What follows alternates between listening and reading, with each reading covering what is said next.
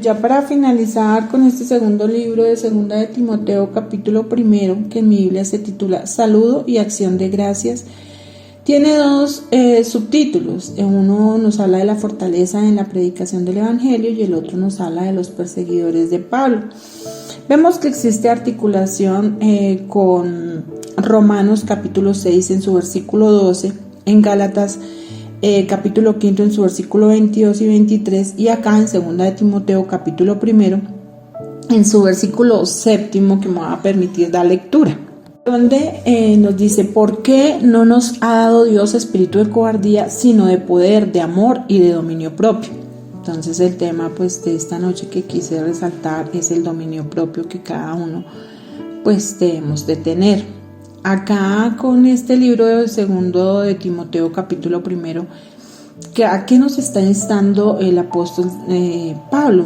Nos está instando a vivir como él vivió, a tener a Dios en su corazón, a vivir en fe. Bueno, acá con este versículo número 1, Pablo establece su oficio, la autoridad con que él lo ejerce y el motivo que lo inspira. Nosotros vemos que acá le está escribiendo la carta a Timoteo. ¿Quién era Timoteo? Era el hijo espiritual de Pablo.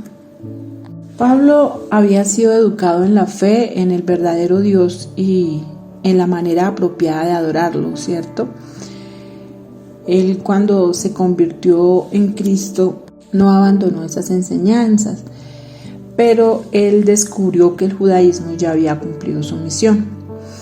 Acá con el versículo número 5, al haber sido criado el apóstol Pablo en la fe cristiana y disfrutado una atmósfera de espiritualidad con la familia, como nos lo habla acá, de su madre Eunice y de su abuela Loida, tuvo grandes ventajas.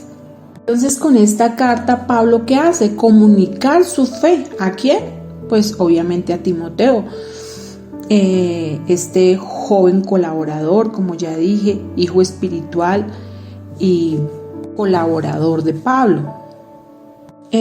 Con este versículo 6, la iniciativa para mantener vivo el fuego del alma está en manos de quien recibe la fe. Este principio se aplica a todos los creyentes. Ahí que Pablo insta a Timoteo a poner en acción todos los recursos espirituales de que ha sido dotado para el ministerio a favor de Dios.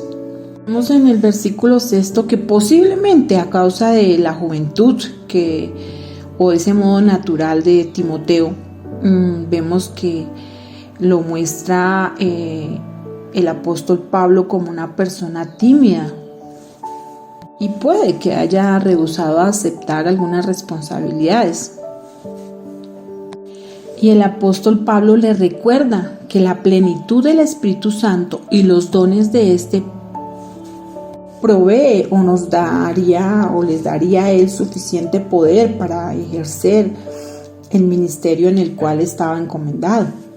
Acá con el versículo 7, que es el que nos está hablando del dominio propio, acá nos está instando a un buen juicio, buenos modelos de pensamiento, ser personas disciplinadas. Se están instando a la habilidad de entender y hacer decisiones correctas, incluyéndonos o pidiéndonos que tengamos como querida familia esas cualidades de autocontrol, de autodisciplina.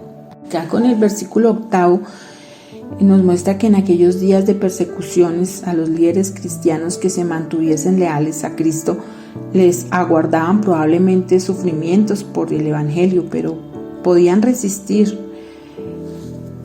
descansando siempre en el poder de Dios. Muestra en el versículo 9 que la salvación es por entero una cuestión que concierne al mantener ese propósito, ¿no? Querernos justificar y santificarnos por la fe. El versículo 11 al 12, Pablo anima a Timoteo para que se mantenga firme, siguiendo su propio ejemplo de serenidad ante la muerte, El fundamento de su valentía es la seguridad de que Cristo lo guardará hasta aquel día de su glorioso retorno. En esta carta, con el versículo 13 y 14, en vista de su muerte inminente y ante la deserción de sus falsos amigos, que acá los nombra como Figelo y Hermógenes, Pablo urge o insta a Timoteo a ser fiel por el poder de la presencia del Espíritu Santo.